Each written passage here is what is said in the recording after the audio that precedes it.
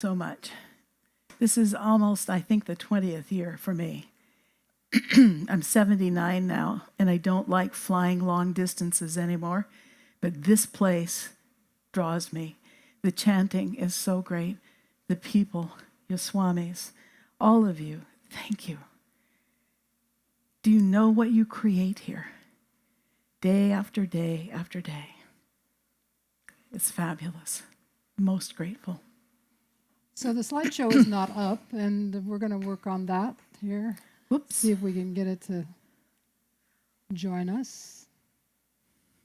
And thank you so much for inviting us again to be here. It's always a pleasure. I love this place. Sometimes when I sit for meditation back in Seattle, I come here in my mind. And I try to find a place where I'm not in anyone's way. So occasionally I'll be on the railing or something, so I won't be, over there is pretty good, actually. Under the clock, usually no one is sitting there, so I don't want to interfere. But I do love being here. There's something about the ashram environment that you've created here. It just holds the energy of meditation so beautifully. And it's easy to simply glide in, and that's because of your service, all of you that are here. So again, many, many thanks for what you have brought here and what you continue to foster here. All right, I'm going to find this. It's up now. Oh, it's up. Yeah, but it's not in slide mode. There we go. There we go. Yay! All right, so we're from Seattle. You ever been there? How many of you been to Seattle? Hey, look at that. Oh, a lot of people. All Nice. right. Well, let us know when you come next time.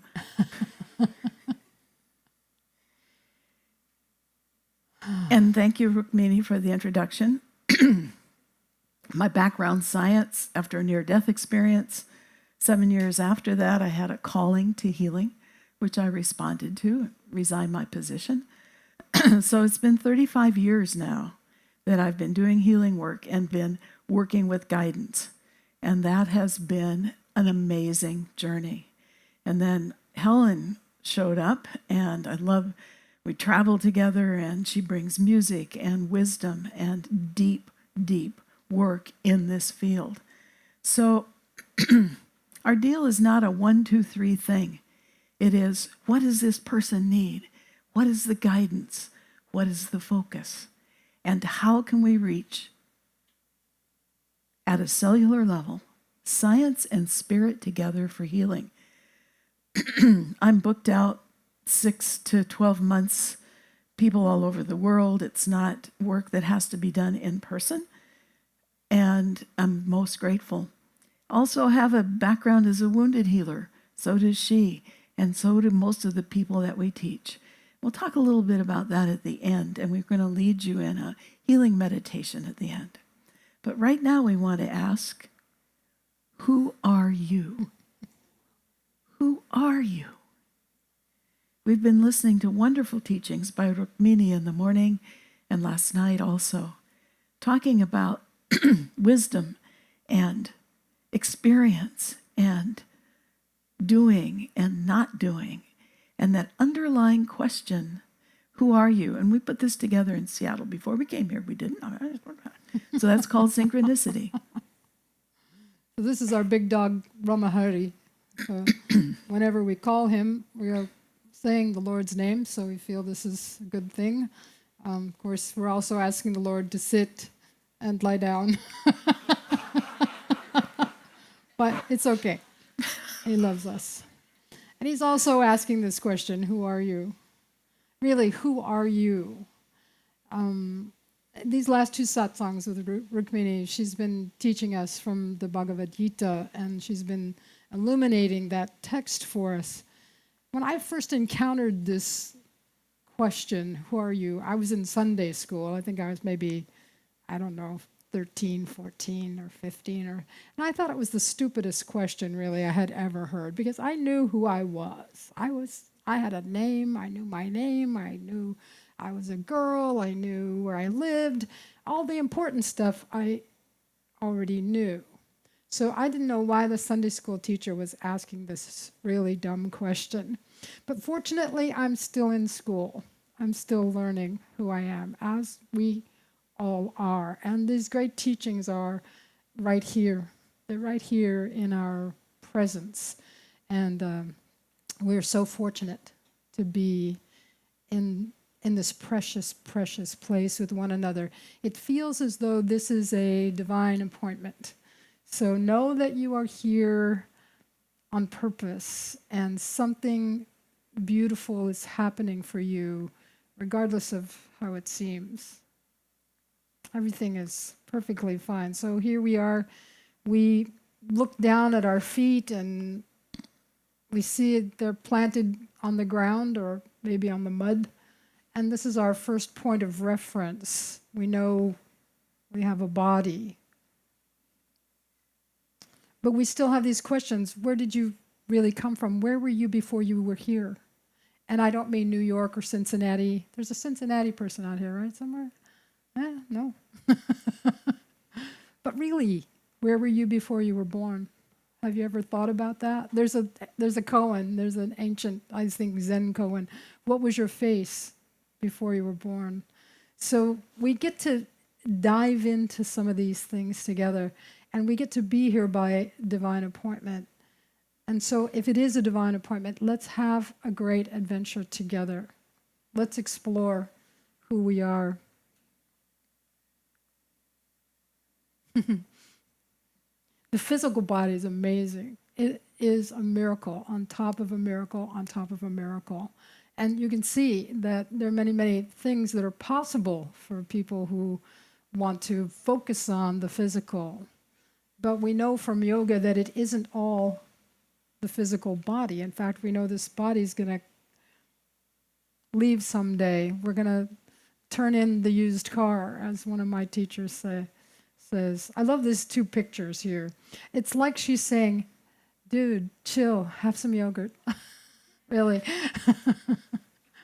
So I'll be talking a little bit about our other bodies from the standpoint of yoga. And this is from the yoga that I studied, so it may be slightly different from what you study here or what you've studied in the past. So please forgive me and ignore anything that isn't in alignment with your own understanding of your various bodies.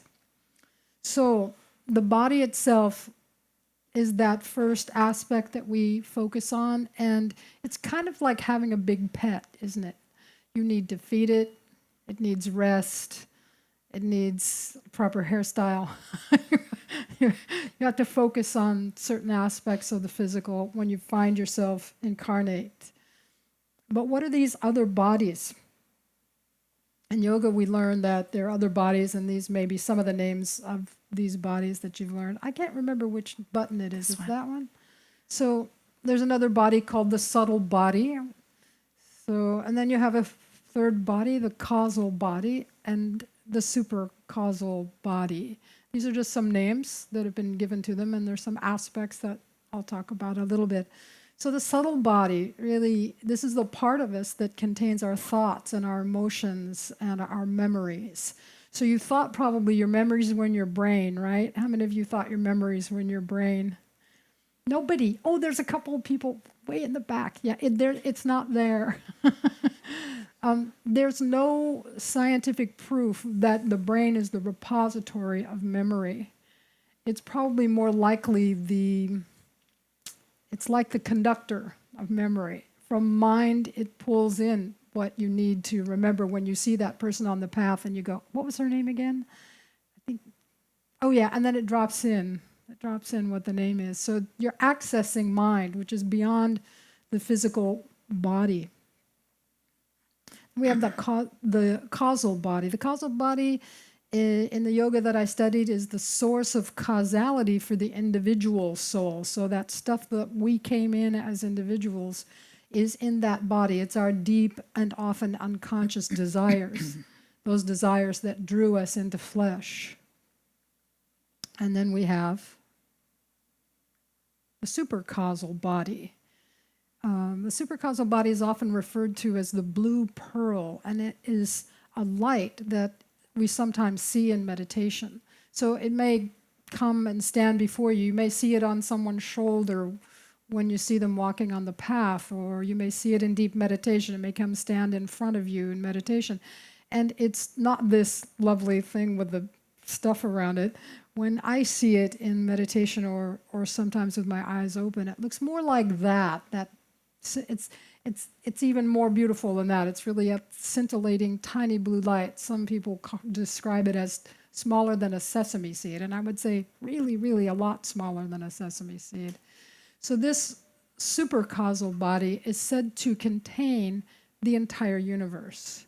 And paradoxically, we love paradoxes in yoga, don't we? And in life. Paradoxically, that's the tiniest of your bodies, and yet it contains the most stuff, the most amazing experiences of all. The entire universe, everything that is and everything that is not, is contained in that small body. And yet each one of us has that or has access to that. So these are possible ways. And by the way, Joyce and I don't want you to believe anything we say. We do want you to experience for yourself who you are. And the same thing is true in our classes. We don't want people to believe us. We want people to take whatever we have, whatever we offer, and try it out for themselves and see if for themselves they're going to have this experience. So here's another way to look at the bodies. And in the yoga that I learned, each of the bodies is smaller in size and yet contains more. And this is sort of the opposite look. So the physical body, the spirit is inside, and the physical body is there, and the astral body, and the causal body, and the celestial body. So different ways of naming these various shells that we seem to be inhabiting. We were recently in Hawaii on the Big Island and found this particular sacred site. And these are the images of what the ancient shamans saw as body. And I've looked at people and seen them like this, and I was just like shocked. So in each tradition, there are people that have gone deep and found these wonderful aspects of who we are. So we invite you to go, who am I tonight, tomorrow morning? Who am I? Let's return to the blue pearl. I have a quick story about the blue pearl. In part of my early training, my near-death experience was in 1976. I changed careers in 1984. And in the 80s, I did a master's in ministry at a Jesuit school. I wasn't Catholic and certainly learned a lot. And then I went to the Philippines for 4 months to see what healers there knew. And then I wound up going to Bali for 10 years, working with one master healer. And in one of the experiences in Bali, she would take me to temples, trance dance around me, and whack the out of me. And what it did was push me into a space where I could see more than this stuff. And at one point, we were at a temple, and we were sitting in the hot sand, and there were monkeys all around. And we were at temples that you don't find as a tourist. And I had to wear the right sarong and the right top, behave myself. It's really hard to do that, behaving yourself. You guys look like you're behaving yourself really well. So she whacks me and I don't see anything. And my translator comes over and says, "What's happening?" And I said, "I'm sorry, nothing." And then he walks away and they're over talking, and he comes back and whispers, Jiramanku says that we'll stop and go to a different place. And I said, "Well, that's fine. The only problem is I can talk, but I can't see anything, and I can't move my body. I've just become, in my experience, a blue pearl. And I'd never heard of the blue pearl, so I wasn't set up to be looking for it. And I was just stuck there as a blue pearl." So he told Jiro. She came back and went into trance dance in another dimension that I'd never experienced before. And then as that finished and completed, I finally came back to the body. It was time to get up and to leave. And at that point in time, from a clear sky without a cloud, in a part of the island that gets virtually no rain, it started pouring rain. And my translator, Iwayan Budiasa, said to me, "Joyce, I didn't tell you, but you were expected to bring some kind of little miraculous thing. This is really good. There's no clouds and it's raining." I said, "Heck, I'm from Seattle after all. It rains there." So I encourage you to think of yourself in essence. to take a moment with this slide and allow yourself to be the essence of who you are. Let that question sink in.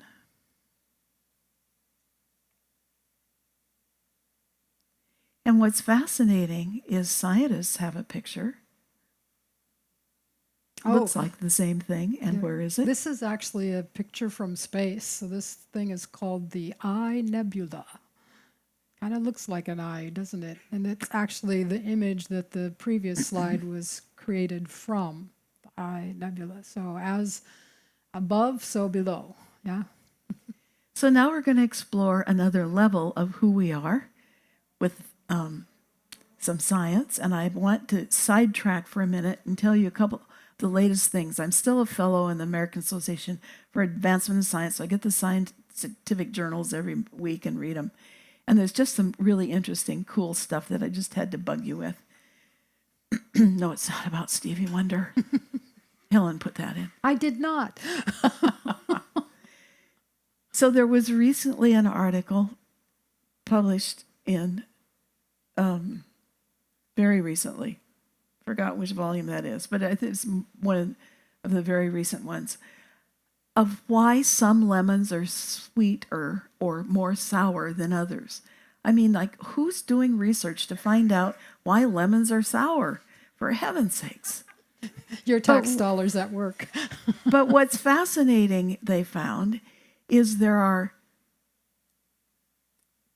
protons, which are one part of an atom, the positive part in the middle, that certain lemons pull in and increase, and they become sour.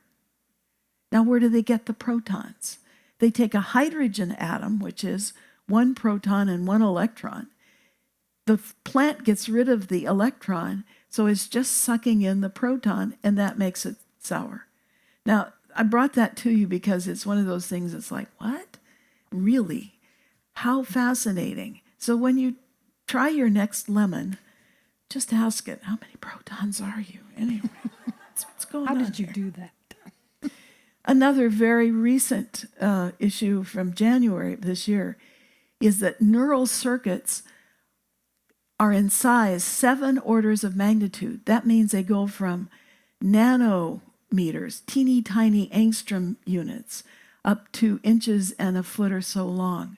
So a range of molecules, atoms, size is astonishing. And there have been new methods of knowing that they're assembled from thousands of different kinds of proteins. So there's a depth of understanding about who we are that goes beyond, well, here's one cell, there it is, or here's a couple of atoms. So the research now is reaching levels that are really quite amazing as we ask the question of the scientists, who are we? How does it work? This is one that fascinated me because I keep trying to lose weight. It's like fat cells shape their environment. They have a special form of communication. So here's fat cells, and here's a macrophage. A macrophage is a cell that's throughout your body that cleans up stuff. It is the major recycling bin. And fat cells release little particles of lipid that go in the bloodstream, and that controls what happens with the macrophages, and it keeps adipose tissue going and prevents the ability of insulin to help the body. So the point here I want to bring is it's much more complicated than we ever thought. The layers of complexity are fascinating. Here's another picture of that fat cell. Here's the nucleus, and it's all filled up with lipid. And here is a picture I took of a macrophage years ago doing its thing of cleaning up actual scar tissue.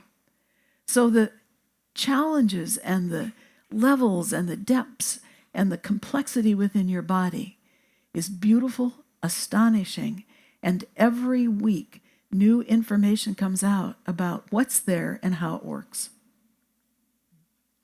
So here's just the visible spectrum. When we talk about the realm of our senses, This is pretty much what we can take in visually, this lovely rainbow. In my life, I always wanted to know that there was more than just what I could see and taste and touch and so forth. So I had this pull. So basically, this chunk of the vibratory universe is what we perceive with our senses. And it can consume a lot of our attention. But wait, as the proverbial commercial intones, there's more. Oh, this guy, some random guy. He's probably a politician. If I can't see it, if I can't touch it, if I can't taste it, hear it, smell it, it doesn't exist. Some guy recently said he hasn't washed his hands in 10 years because he can't see germs, so he's pretty sure they don't exist. So, but here's the much more. You can see just with respect to frequency, it runs the gamut. There's that little bit of spectrum in the middle, but there's so much more that's detectable. You can't see it, but we do know it's there. We know there are gamma rays, and we know there's ultraviolet and infrared and microwaves and radio, and we're worried about 5G networks coming online. What are they going to do to our bodies? So there's always more. This world is like layers and layers and layers of complexity. We start from our own bodies being, we don't even know how much is going on inside of our bodies. There's so much going on. We don't know what's really going on out there in the ocean. I mean, literally seven levels of Complexity. Of what? Complexity. Complexity, distance. Just in the brain. Just in the brain. I mean, it goes up and it goes down. It goes to smallest and largest. And there'll always be more. There'll always be more that's revealed, leading us further and further astray, potentially. So it's interesting because there's a gentleman, Dr. Michael Reedy, in Chicago, that has both been a client of mine, but also a pretty major scientist. And I published that I was coming here on Facebook, and he wrote back and said, oh, by the way, electron microscopy just doesn't do it anymore. The resolution is 1,000 angstroms. Now, that's as thick as oil on a puddle. It's very, very thin. But now there's new microscopy that has resolution at 5 to 7 angstroms. And so there's new levels of being able to look inside of things and understand how they work. And so eventually you'll be able fun. to do it with your watch, right? Yeah, right, I'm sure. Okay, so who are you? Spirit, mind, body, and this area in the middle of wellness and wholeness. Can everybody see the screen? You folks? Yes, no? I think so. Even over here they can see Okay. it, yeah. So here's the system from atoms to molecules to cells to tissue to organs to an organ system and then to a whole being. Here are some little bits of data. There's 200 different kinds of cells in you. Every one has a different structure, a different shape, different function, and different rate of repair and reclaiming itself. There's some cells in you that have been in you, even if you're 80 years old, since you were born. And there are cells that change every day. Cells in your gut are renewed every single day. Cells in your pancreas are renewed in years' time, in your skin in months. In your brain, you've got some cells that have been there all along. But what's been discovered more recently, we were told in high school biology that our brain cells, we got what we got when we were born, but it's not true. Neurogenesis, or new brain cells, are formed. And what promotes that, number one, by Richard Davidson's work at University of Wisconsin, is meditation. Second is exercise. And there are a couple of other things. So here's all of the different systems of our body. 100 trillion different cells in you. More cells than in a galaxy.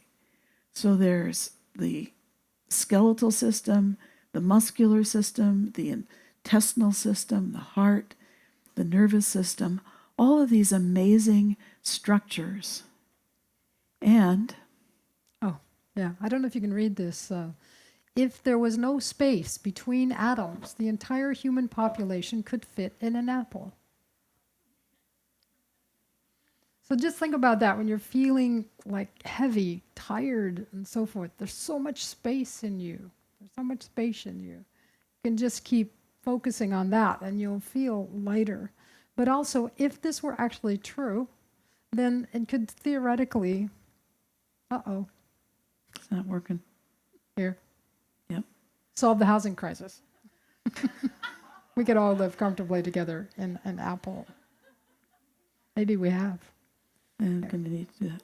Okay, so here's one single animal cell as a artist sees it. You know, one cell, and you got a nucleus in the middle that has the information that tells the cell what to do, and mitochondria that produce all of the energy in your body. If you're exhausted and you run energy, healing energy through your body and say, go to the mitochondria, you'll perk up. It works. Try it.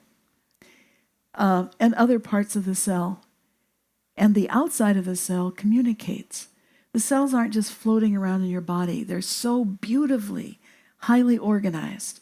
And they communicate with each other with molecules, but also with projections, so that the whole body, all 100 trillion cells, are actually in touch with each other. Imagine that. When I first looked at this graphic, I thought it kind of looked like a concert in a flooded amphitheater.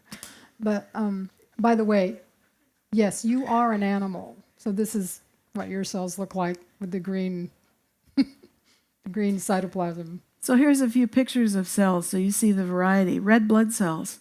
You have 25 billion in you. They die every day, and not all of them, and they're replaced. Fortunately. So you have 2 to 3 million new red blood cells produced every second you're alive. No matter whether you've been ill or not, your body is still producing those until your last day. They're also fascinating cells in that where they're produced, they don't have a nucleus, and they carry the oxygen that keeps us alive. They're beautiful. So you talked about cell death. It reminded me of a story about death. It's said that the hair and fingernails continue to grow after death, but the phone calls taper off. She's the one with the humor. Okay, next slide. I heard that joke in an ashram, by the way, so I want you to know. So here's a bone. Yeah, thank you. Here's a bone over here, and on the right is one bone cell. So the bones in your body have spicules of calcium phosphate molecules, which is the crunchy part, the bone part. And that's embedded in collagen, which is the basis underneath. And then there's lots of other kinds of cells, including blood supply. The bone and the bone marrow is very important. But what happens is every time you move, you step, you stomp, electrons flow up these bone cells, and they keep the molecules of the mineral aligned. They're spicules. And I did electron microscopy. I did my doctorate on what those cells and those spicules look like. They're aligned perfectly in your body. So just stop and think about when you stand, when you walk, every time you move. There's an incredible flow of electrons throughout your whole bone structure, which is very much important and part of the health of your body. And then about food and digestion, these cells on the right have little bumps over there on the left of that picture, and that's one single cell. Happens to be from a fish, but it looks just like in yours. And that's one cell in a small intestine that's absorbing the nutrients you give. And so way down in there are single cells with little fingers going, whoa, the sugar, really? You eat that? No, why'd you eat that? There's some protein, and oh yeah, there's some minerals, and there's some vitamins, and oh, that's cool stuff. And so those cells take in the nutrients and process it. Oh, thank you. not No, working. it's not that. Are you wanting the laser? That's the laser. No. They put new battery. Oh, there it goes. Thank you. Okay, and so over on your left are nerve cells, which are fascinating in their appearance. And some nerve cells grow the long projections, axons and dendrites. Some of them in your body go many feet long, but they're really teeny tiny. And they carry the information throughout your body. And over here on the right are single cells in the back of your eye that take in light. There's membranes across here that take light and change photons, light, into electrical impulses that match, and that goes to your brain, and you see all of the complexity that's here. And it's this cell that does it. And there's a whole cluster right here of mitochondria. That's the part that produces the energy. When I worked with fish and toxicity, parts per billion petroleum hydrocarbons kill the mitochondria. And so the first thing that happens with baby fish is that this cell dies and then the rest of them go.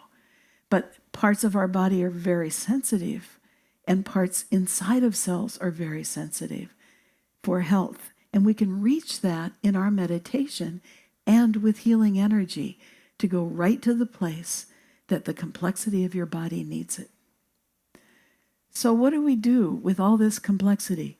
Complexity from atoms to molecules to organs to whole systems and to the entire ecosystem.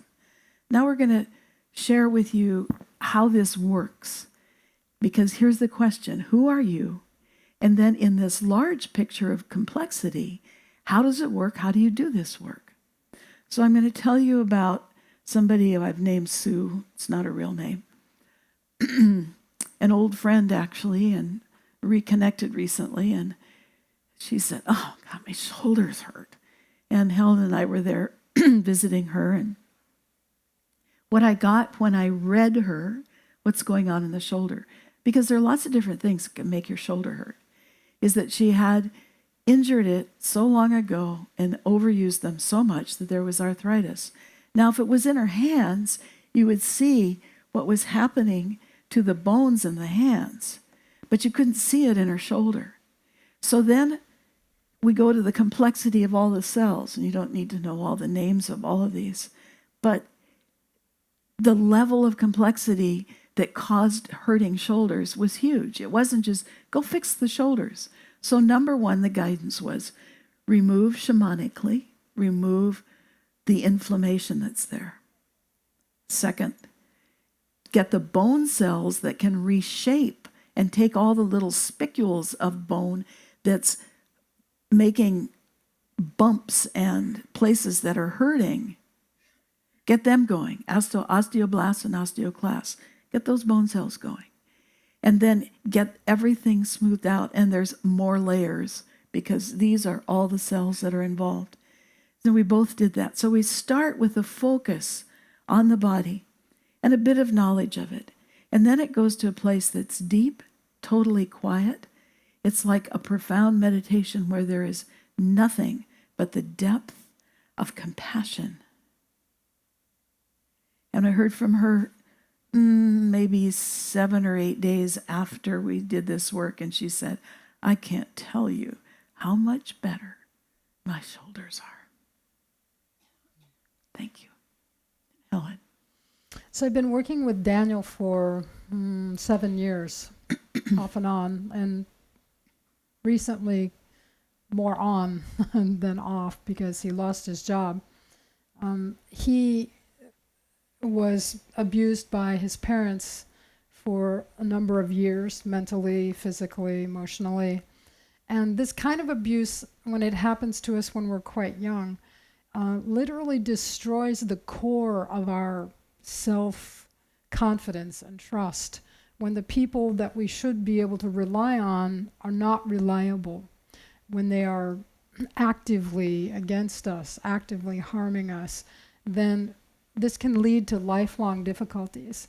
So Daniel has a diagnosis of auditory processing disorder. So it's difficult for him to take in speech and make sense of it. He often will get confused. He has a high level of social anxiety, and he quit his job and was unemployed for over a year, and it was really freaking him out. He's in his 40s. He still lives in the town where his family lives, his parents, and one of his parents at least is very much always wanting to cross all the boundaries that he's tried to set up for himself, constantly after him, doesn't like his religion, complains when he decided to wear black t-shirts instead of white t-shirts, complained when he stopped eating Raisin Bran and started eating, I don't know, Kellogg's Raisin Pops or something, I don't know. I mean, just literally, he can do nothing right. And so the work with Daniel really is very interesting. Early on, I tried to do what we do, which is send energy, so focus on someone even though they're miles away, and send energy to them, and it would just blow his mind. I've met him face to face, so he was a student of ours years ago, and he's actually a gifted healer. He's very sensitive, and many abused children are sensitive. They have acquired this ability to expand their consciousness outward, because you need to know when daddy's coming home. You need to know when mommy's angry or when she's drunk or what have you. So he's exceedingly sensitive. So when I send to him now, I do nothing. I say, okay, Darren, we're going to start the silent part of our healing session now. So he's going to go and rest somewhere. We hang up our phones. This is the way we work with most people. A little bit of talk at the beginning, hang up, send, a little talk at the end. And I just basically sit there with my iPad and try not to do anything, because he's so good really at pulling the energy to himself. And I'll call him up at the end, and invariably I will say, Darren, how was it for you? Sorry, David, Daniel, whatever, made up a name. And he will always say, wow. And he'll describe to me the energy that he felt and the colors that he saw. And one time he said, I saw a stop sign. I said, oh, what do you think that means? He said, well, I think there are probably some things I need to stop doing. I said, very good. And he saw an eraser. And I said, what do you think that means? He said, I think I can use that in meditation to kind of erase some of the things that are bothering me. So the guy's a genius. And I try to tell him, I do tell him after every session, you've got this, Daniel, you've got this. You are pulling the energy to yourself that you need. You're not a small, insignificant person. You are great. You are full of light, full of energy. But this is a long, long process of bringing him to the point where he can live his life and hopefully someday move away from his family. That would be great. So there's an and then. There's the physical stuff that we do, the work with trauma. But then there's something that goes beyond that I want to share with you. And this was, what did I name her? Mary, not using the real names. And I have something she wrote to me after a session we did actually in the office. She says, I have come for your healing sessions 4 times since January 2018. I feel so fortunate. During our last session, I had an experience of the divine presence within my body, mind. I seek and love this state. After having your safe haven office, I maintained that state as well as a soft sensation of well-being. All is well. I am loved. I am on a deep, flowing, healing journey.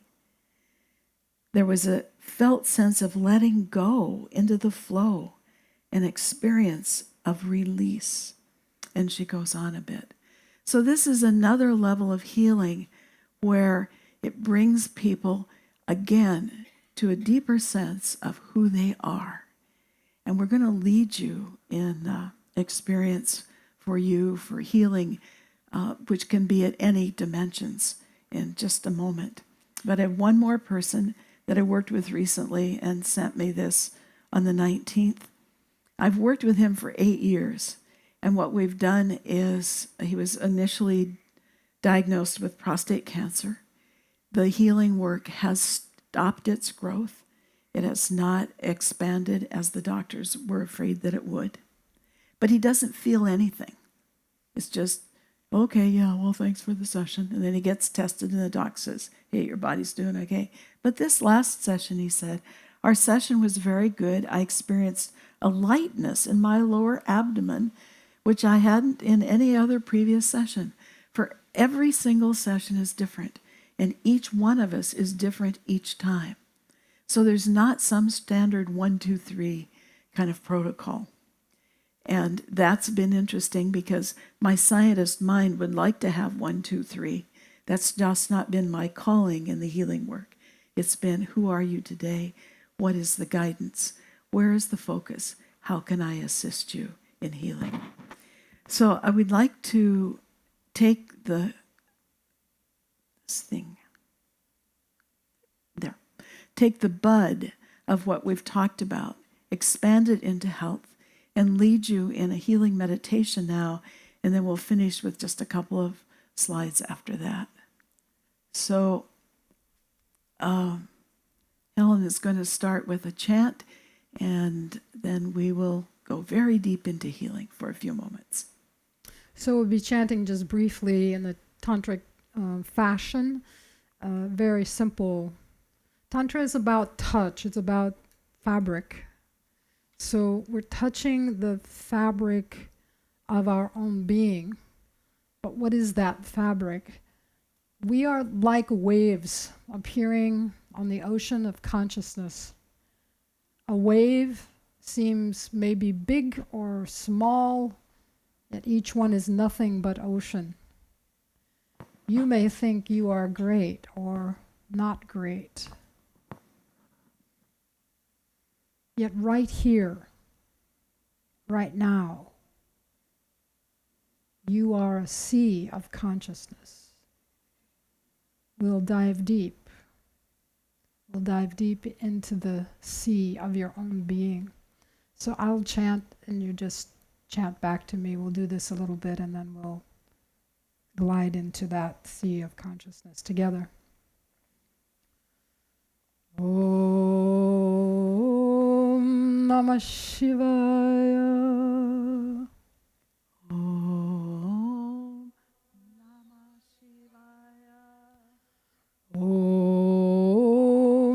Namah Shivaya. Om Namah Shivaya. Om Namah Shivaya.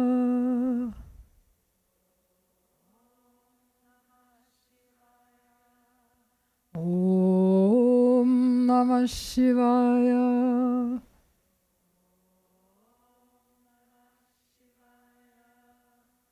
Om Namah Shivaya. And now let's chant together. Om Namah Shivaya. Om Namah Shivaya. Om Namah Shivaya. Om Namah Shivaya. Namah Shivaya. Now allow yourself once again to go very deep. Let your breath touch deep inside. Allow yourself to receive. Allow yourself to know a new level of who you are and to receive a flow of healing energy for whatever it is you need tonight.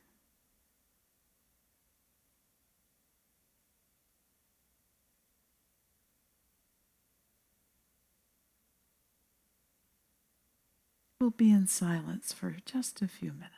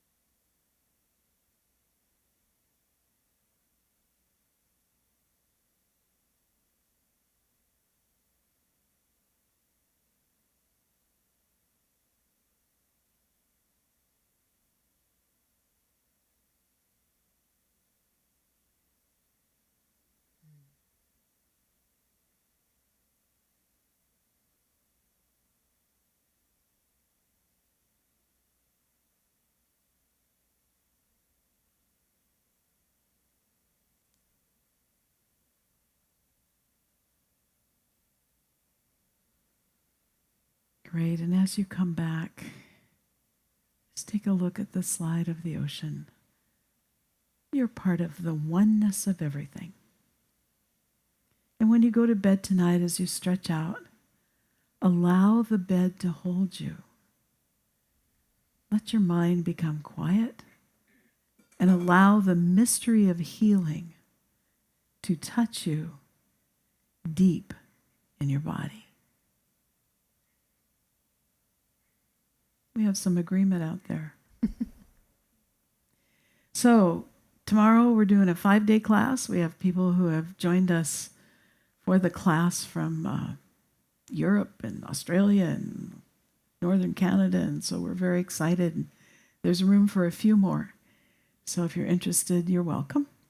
Cell level healing course that does both science and spirit.